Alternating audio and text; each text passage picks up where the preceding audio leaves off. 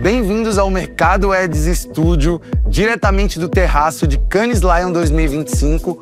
Eu sou o Luiz Aca, serei seu host em conversas sobre o futuro da criatividade e as principais tendências, e vou ter aqui convidados que estão moldando o futuro dessa indústria.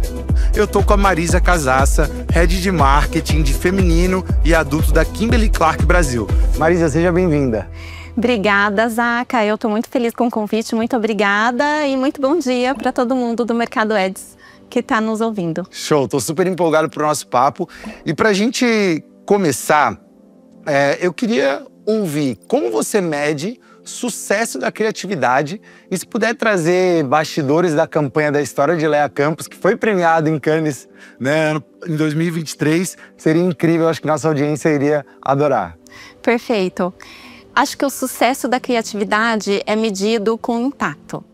Esse impacto começa desde como ele atinge o coração das pessoas e da sociedade e consegue fazer a transformação. E, claro, até o impacto em negócio, que a gente também pode medir, que é algo super importante também para a gente que trabalha aqui na indústria. Falando de Leia Campos, eu acho que a história começa com um insight, né, a partir do momento que a gente sabe de uma história real. Quando veio para mim a história da Leia Campos, uma brasileira, uma árbitra, né, de futebol que na década de 70 foi impedida de apitar uma partida de futebol porque ela era mulher, né? Ela chegou a ouvir na ocasião a pergunta: e quando você estiver menstruada? Por causa disso, ela não pôde entrar em campo e atuar de acordo com o que ela estava preparada. A gente entendeu que era hora de contar essa história. Né? Por quê? Porque eu trabalho com uma marca, tem a marca Íntimos, que tem um propósito muito forte, que acredita que a menstruação não pode ser um impedimento para o progresso de quem menstrua, né? A gente assina as campanhas com menstruada ou não, ela pode. Então conectou perfeitamente a história da Leia com o propósito de Íntimos. Então a gente fez um filme, um curta-metragem contando essa história, né? E a história tem um final feliz, porque por mais que ela foi impedida, ela não desistiu. Né, ela seguiu durante a vida dela buscando e ela conseguiu então ser uma das primeiras árbitras no mundo a apitar uma partida de futebol. E a gente lançou essa campanha no momento histórico no qual pela primeira vez na Copa do Mundo, né, no Campeonato Mundial, as 3 mulheres entram em campo, né, uma terra brasileira, e apitam as partidas. E foi muito legal a repercussão, né? Muitos comentários positivos, muito engajamento do público. A gente estava no social media, muita gente falando sobre isso, sobre toda essa a combinação de toda essa história, desde a Leia da década de 70 até o que a gente viu no Mundial. E foi muito positivo para a marca e eu acho que para a sociedade também, pelos comentários que a gente viu. E fomos reconhecidos, então, com o nosso primeiro Cannes, né? Em 2023, a gente foi reconhecido com o Cannes Lion, então o Golden Lion, a gente ganhou ouro. E acho que é só uma consequência de todo esse impacto que a gente conseguiu fazer através dessa campanha, contando essa história. Pô, muito interessante, e você trouxe um ponto, né, que é como uma história que é totalmente offline, que é física, pautou as conversas no online. Né?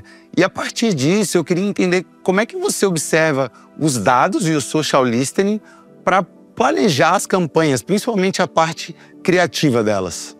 Sabe que a campanha de Leia, o plano foi buscar viralização, engajamento, conversas. A gente queria abrir conversas com a sociedade, trazer à tona essa história, né? Por mais que a gente evoluiu bastante como sociedade, a gente ainda tem muito que evoluir. Então, os KPIs de social que a gente queria era mais o engajamento, a viralização, compartilhamento, ver a campanha até o final. Então, os KPIs, essas métricas que a gente tinha. Mas o principal foi mesmo o engajamento e comentários que a gente via ao longo da campanha. Foi a primeira semana bem intensa e ela foi ganhando sozinha mais buzz, né? De forma orgânica, ela foi crescendo na ocasião. Eu tenho uma outra campanha também, se eu puder dividir, do outro Cannes que a marca ganhou. Então, daí o ano passado a gente ganhou mais um Cannes com mais uma campanha de Íntimos. A gente, em inglês era Shameless Pad.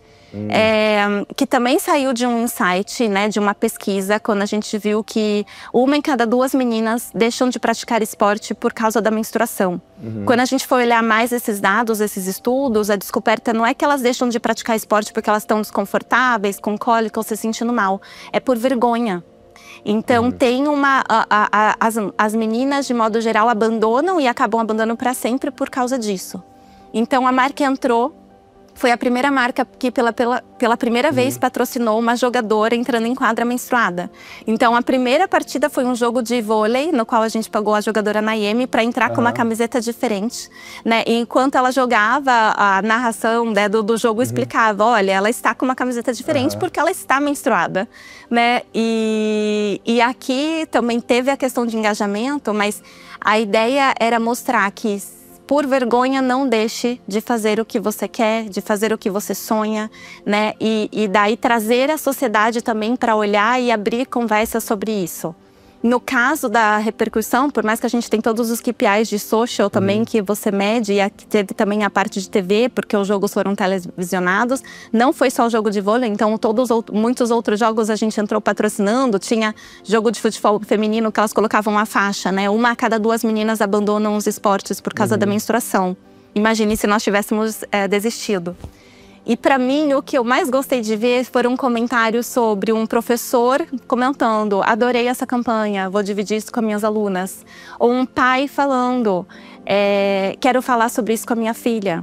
E aí, para mim, vem o poder da campanha, quando eu falo de tocar os corações da sociedade. Porque não foi uma conversa só com quem menstrua, né? Um pai que não quer que as portas se fechem para suas filhas ou para sua filha, também se engajou e gostou e quis levar para casa, ou o professor levando para a sala de aula para falar sobre esse tema, né? De empoderar, de encorajar, de incentivar que, por causa da menstruação, elas não deixem de fazer o que elas sonham, né? Claro, se você não está se sentindo bem, você respeite seu corpo, mas vergonha não, né? Entre em quadra. Muito interessante até essa conexão de esportes, né? São 2 cases que misturam o esporte e o feminino. Isso é uma sensibilização cultural muito forte de vocês. Então você traz uma sensibilização cultural, uma parte de branding. Eu adoraria entender como é que você equilibra isso também com conversão, com resultado de negócio, né? Com performance, e como que essa roda se retroalimenta. Perfeito. Sabe que eu vou trazer uma das palestras que eu assisti ontem falou exatamente sobre isso,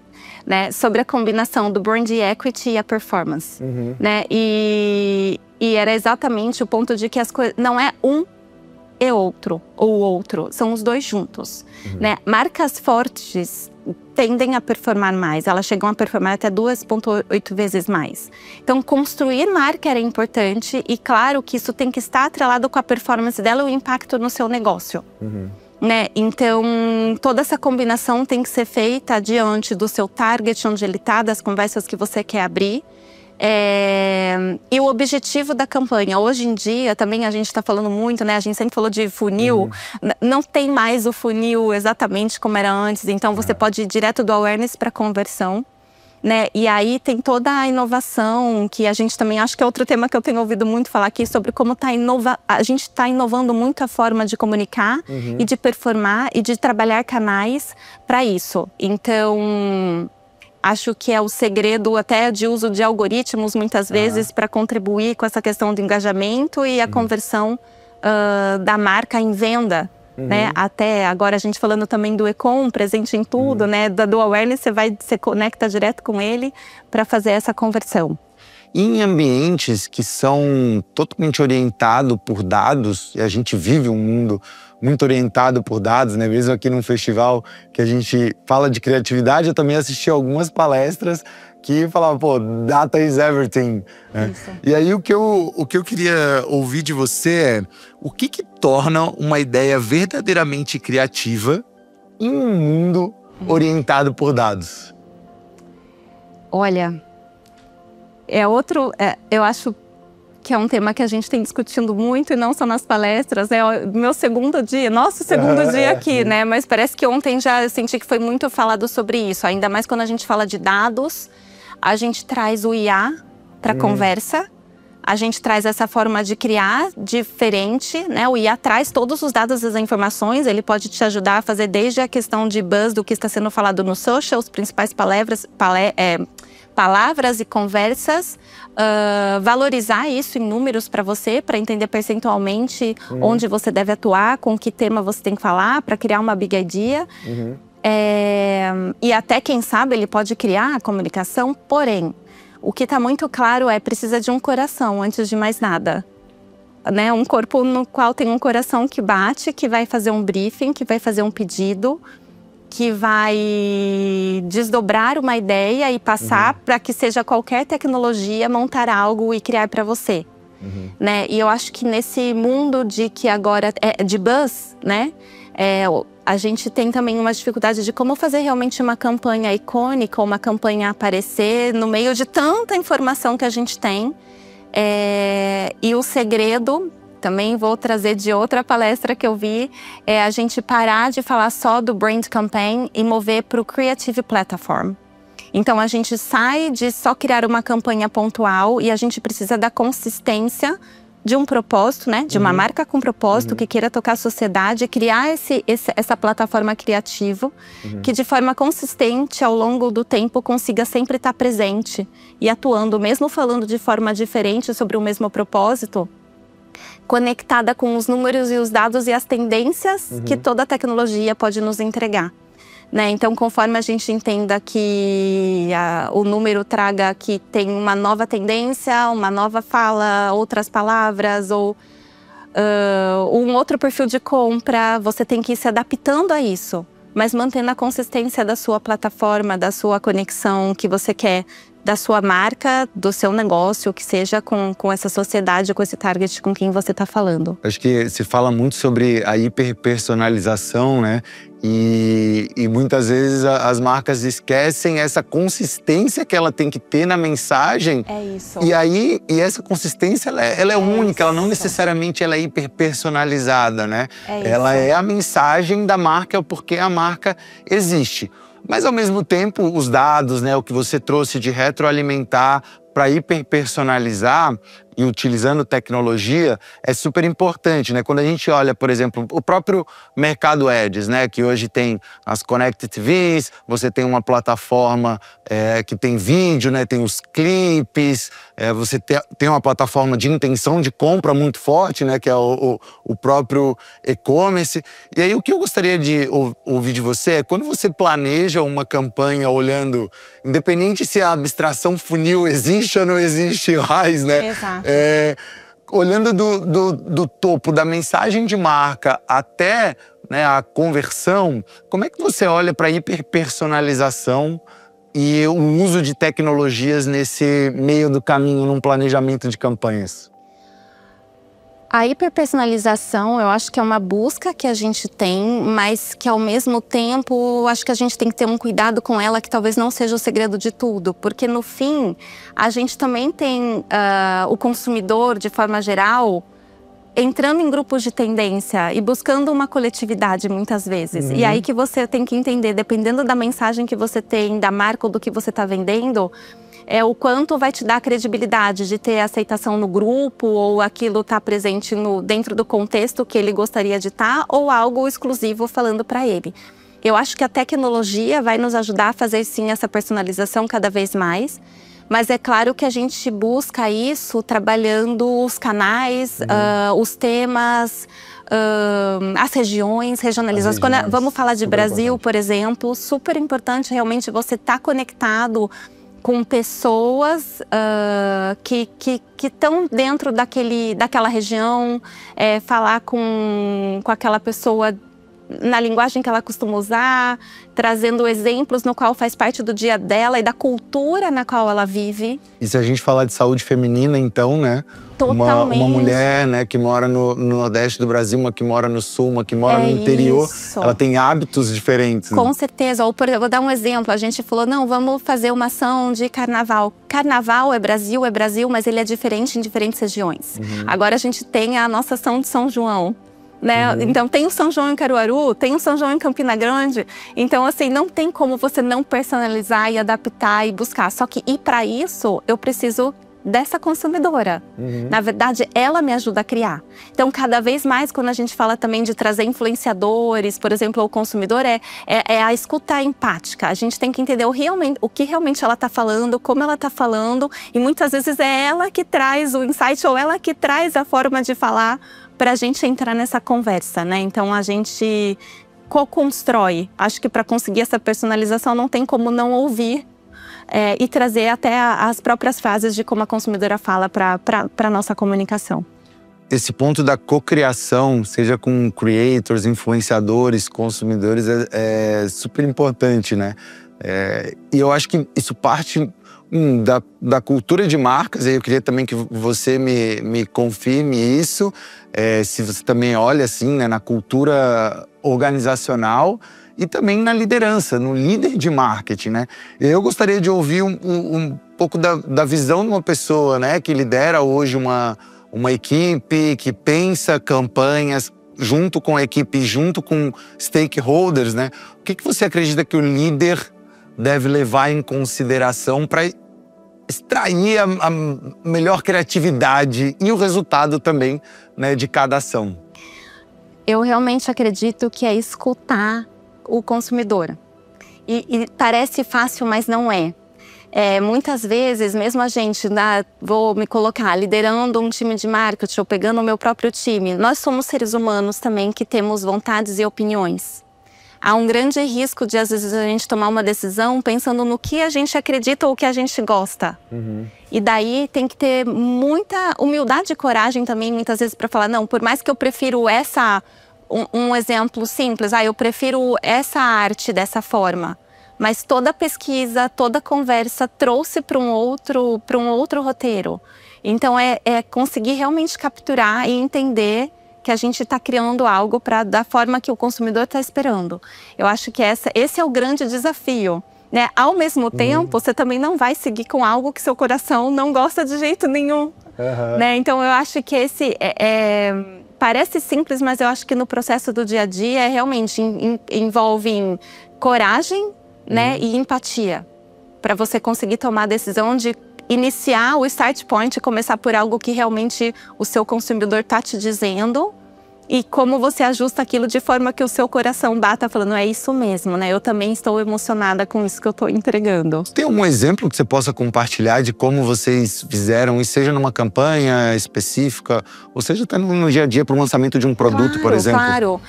Eu vou trazer uma outra marca. A gente lançou Poise, né, no final do ano passado, que é absorvente e protetores, né? Uma marca para escape de urina, né? A gente tem que 1 em cada 4 mulheres vivenciam um escape de urina a partir dos 35 anos. Então é algo que pode acontecer desde uma gravidez, depois a menopausa, é um outro momento. E o que a gente aprendeu, né? Quando primeiro você tem que entender essa mulher como um todo. Então, vou dar um exemplo. A mulher passou dos 40, 45 anos, chegando perto da menopausa. A vida dela está mudando. Muito provavelmente, ela já tem filhos maiores, né? Começando a entrar na adolescência, uma fase que não é fácil de lidar. Ela se olha no espelho, ela percebe que ela tem linhas de expressão, o cabelo está ficando branco e ela não está conseguindo lidar com isso. E se a gente voltar para o Brasil, a gente está falando de uma cultura que cultua o corpo jovem, sexy e sarado. Então, quando ela começa a ter essa transformação no corpo dela, na vida dela, às vezes ela está sentindo que ela está perdendo o controle. E se ela vem a vivenciar escape de urina, daí sim ela acha que ela está embaixo d'água. É assim que elas descreveram pra gente, que elas se sentem embaixo d'água e sozinhas, né? Então, se você se imaginar o que é estar embaixo d'água, né? Então, você tenta se colocar no lugar dela. É solidão. Se eu gritar, ninguém vai me ouvir, né? E a marca entrou com uma nova comunicação, trouxe de uma forma disruptiva uma comunicação representando exatamente isso. O comercial que a gente fez, que a gente pôs no digital, na TV, começa com uma mulher embaixo d'água pensando, eu sou a única. E de repente ela olha para cima, tem uma luz roxa e ela navega para lá, navega não, nada até lá. E muitas mulheres aparecem, né, de uma forma metafórica, mostrando que ela não está sozinha e que ela tem que sim voltar a respirar. Que ela tem sim que também, que ela pode viver à vontade. É uma outra campanha, uma outra marca que entrou também para quebrar estigmas. Porque a gente acredita que você precisa falar para não entrar em depressão, como qualquer ponto que aconteceu na nossa vida, né? A fala, o compartilhar é muito importante. No caso do escape de urina, 80% das mulheres não falam nem com as suas próprias médicos, né? Então, aí que a marca veio, fale sobre isso. A gente está mostrando que é algo que acontece sim, que você pode vivenciar. Não estamos falando para você não buscar uma ajuda, um profissional de saúde, fazer exercício pélvico. Tudo isso é importante, mas ela também só vai saber dessas dicas se ela conseguir compartilhar o que ela tem. Então foi uma forma que a gente ouviu a consumidora e trouxe isso de uma forma diferente, e o feedback foi muito sobre que elegância, né? Como vocês conseguiram de uma maneira elegante falar de um tema no qual muitas escondiam, exatamente, tinha vergonha até de falar do tema, né? Porque ainda não é muito falado. Eu enxergo um pouco do escape de urina, ou mesmo a incontinência, como a menstruação de anos atrás, que antes, agora a gente já fala mais, por mais que a menstruação ainda tem, né? Tem muita gente que ainda esconde o absorvente na bolsa e não comenta que tá menstruada, mas já tá, acho que até não tá à sua frente de poder falar do que o próprio escape de urina ou a incontinência. Então é um exemplo que eu trago da marca que trouxe de uma forma empática, diferente, a comunicação também, de acordo com o que a gente ouviu da consumidora. E essa sensibilidade, né, de entender que não é só o escape de urina, mas é tudo que ela tá passando, né? Exato. Até eu falo da minha esposa, assim, ela pós-gravidez teve e era muito realmente difícil de trocar sobre isso. É isso. E aí, a gente caminhando aqui já pro final, Marisa, eu acho que da nossa conversa, né, meus principais insights foi escuta, que eu acho que tá em tudo do que vocês fazem, né? A personalização, mas sem perder a essência da marca. Isso. Né? A liderança, escutar também o consumidor e até os próprios time, né? E os dados, que eu acho que os dados falam muito também. Exatamente. Né? De relevância. Né? Hoje a gente vive numa sociedade em que a gente tem muita conteúdo, né? A nossa atenção, ela tá o tempo inteiro sendo bombardeado com diferentes coisas que, né, precisam tocar o ser humano, etc. Mas eu queria que você deixasse uma dica geral do que as marcas podem fazer para sobreviver e para se manter relevante ao longo do tempo. Eu realmente acredito. Essa frase que eu falei, que eu vi ontem numa das palestras, falando sair do brand campaign to the creative platform. Então, da campanha de marca para uma plataforma criativa é uma mudança importante.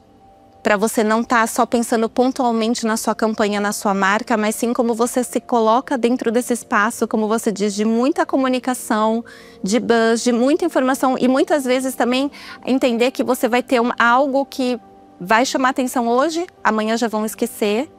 Só que daqui a pouco você entra na sua consistência, novamente com algo de acordo com a adaptação dos números, dos dados, da tendência, com algo que também pode chamar atenção, e mesmo que alguém esqueça, mas de certa forma com essa frequência consistente, né? Você sempre sendo você vai sim construindo uma relação e ganhando a relevância e uma participação na vida desse consumidor. Porque daí, para mim, também foi o que eu fiquei me questionando, né? E como construir marcas ou campanhas memoráveis? Então, você pode conseguir num tiro, em uma grande campanha, fazer algo extremamente disruptivo. Sim, isso é possível, mas hoje com tanta informação, talvez a memória vai vir quando a gente tem algo nostálgico da nossa infância, do que você viveu.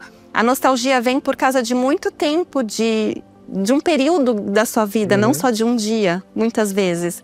Então, para você construir esse período, você tem que se relacionando consistentemente com o seu consumidor. E eu vou usar essa frase da plataforma criativa. Baita insight. Pessoal, essa foi Marisa, da Kimberly-Clark. Pode dar o seu recado final. Muito obrigada, adorei conversar contigo. Novamente, obrigada pelo convite e um prazer. E eu tô aqui também para quem tiver dúvida, quiser me procurar, meu contato. Muito prazer, muito obrigada. Marisa Casassa, Pessoal, fiquem ligados aqui diretamente de Cannes Lion 2025 do Mercado Ads Studio. Eu sou o Luiz Aca. Obrigada.